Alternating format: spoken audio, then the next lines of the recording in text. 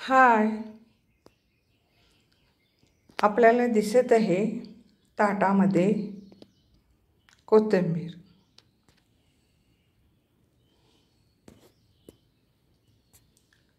आता सध्या थोडं कोथिंबीर स्वस्त असल्यामुळे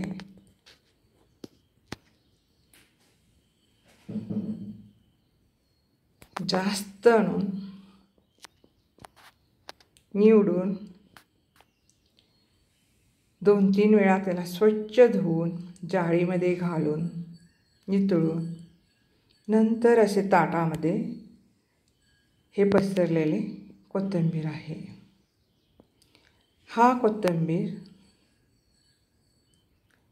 असेच 2-3 दिवस ठेवले की घरीच सावलीमध्येच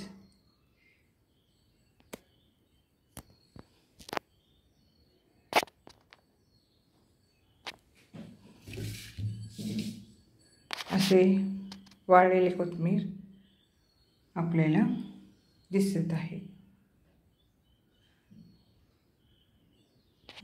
असे वाळले की हा कोथिंबीर एका प्लॅस्टिक बॅगमध्ये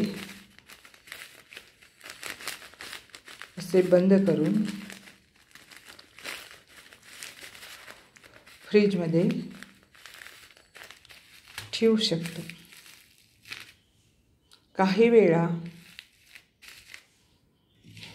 ऐनवेळी कोथिंबीर घरी उपलब्ध नसले की हा कोथिंबीर आपल्याला यूज करता येते आणि खमंग पदार्थही होतात.